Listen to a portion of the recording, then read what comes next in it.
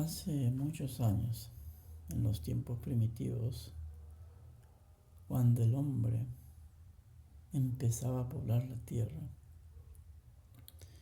tenía que buscar el alimento, tenía que cazar, pero observaba el desenvolvimiento de los animales que podía atrapar. Al inicio no sabía cómo hacerlo, pero el hambre es una necesidad, la supervivencia. Y como encontraba semejantes, también hacía grupos o equipos. Y de ahí ubicaba el momento para cazar. Los animales también tenían estaciones en las cuales tenían que pasar o abundar por un determinado lugar. Es ahí donde se juntaban y ellos los acorralaban y mediante piedras, ¿no?, o palos o instrumentos podían atacarlos. Y en una fase más civilizada los iban a atrapar para hacer como un rebaño y criarlos, porque observaban que debían ir cambiando de lugares, y en ese cambio de lugares había que trasladar a estos animales para que les sirva de alimento, puedan aprovechar el tiempo de su compañía y las cosas que esto le ofrecía, como la leche, la carne, el cuero. Del mismo modo, inconscientemente generaba o producía hijos, como una especie de poblar la tierra.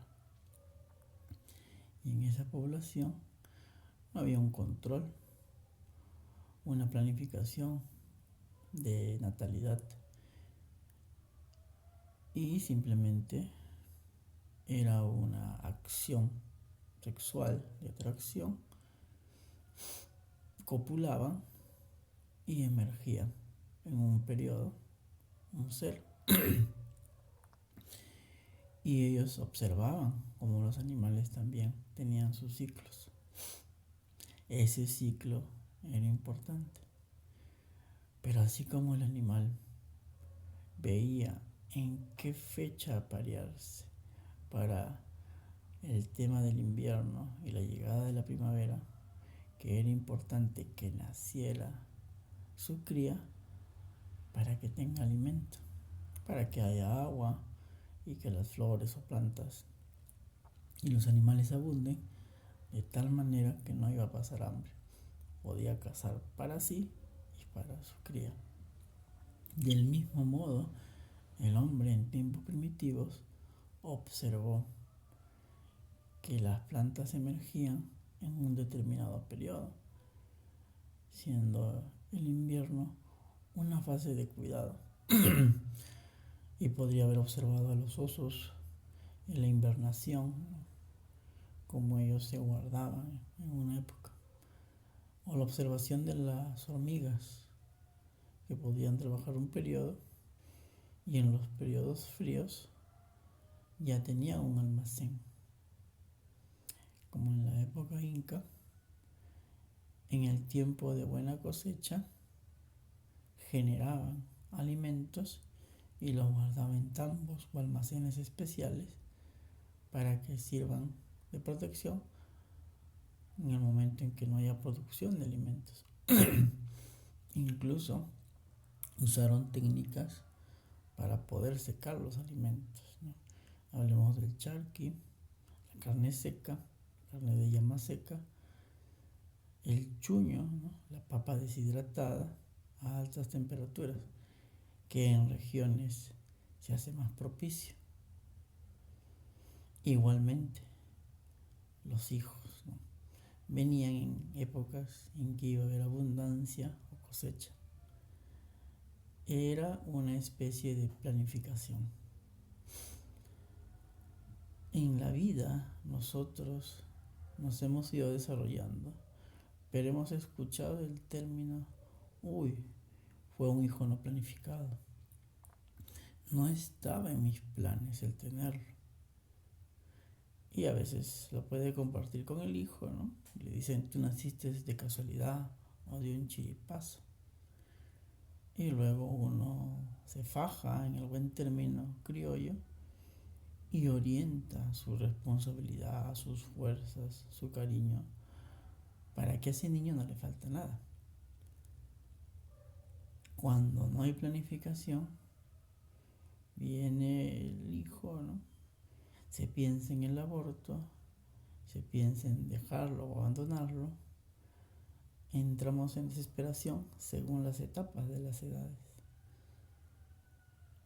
Igualmente esto se refleja hacia las empresas o hacia los negocios. ¿Qué tan bueno es planificar? A veces no se ha planificado el tener algo como un niño, ¿no? Que es una vida, algo importante, pero se le da lo mejor. Y eso quiere decir que si bien no planifiqué como debía ser, me enmendé y tomé las correcciones y ejercí una planificación atemporal, que no ha sido con antelación, sino en el camino, de tal forma que esta vez no me equivoque. Entonces podemos hacer una planificación previa, podemos hacer una planificación en el camino. Esa es la idea. Cuando ya surge la idea antigua, primitiva o religiosa, ¿no? Con el respeto de que el Señor nos bendice con los hijos, ¿no? Dios proveerá, o cuando el Estado manifiesta su apoyo, ¿no? Y ofrece bonos por cada niño, ¿no? O incentiva a que las familias tengan hijos, entonces no hay un control y no hay planificación. Y esos niños tendrán menores oportunidades, ¿no? Es igual en el negocio o la empresa. Si no planificas bien, los recursos que tenías se van a agotar. Te puede llevar a la quiebra o bancarrota y pierdes en el negocio. Pero a veces planificamos demasiado y nunca se da el momento. Decimos, vamos a tener primero una casa, títulos, ¿no? De tener un buen trabajo, ¿no? Una buena ubicación, y el tiempo va pasando. Es cierto, estoy planificando, pero a veces me olvido de cumplir los tiempos y ya pasó. Y ya es más difícil tener hijos. Y el otro extremo, que no se planifica nada y me dejo llevar por mis pasiones y a muy temprana edad soy padre. Pero me doy cuenta y empiezo a hacer las cosas bien, me pongo un método de planificación, voy a escuela para padres, ¿no? Llevo un taller de psicología, de mejora de autoestima y trato de dar o hacer lo mejor por mi hijo. Y el irresponsable, o a veces que no toma en cuenta lo que sus hijos van a recibir, deja que los hijos sigan viniendo, ¿no? Y dice, pues el Estado los mantendrá o las otras personas me ayudarán a hacerlo, ¿no? Y hay muchos que sí, bueno, se sacrifican y dan lo mejor para que a sus hijos no les falte nada, pero se siente la carencia y la dificultad de avanzar. Esas cosas nos hacen fuerte.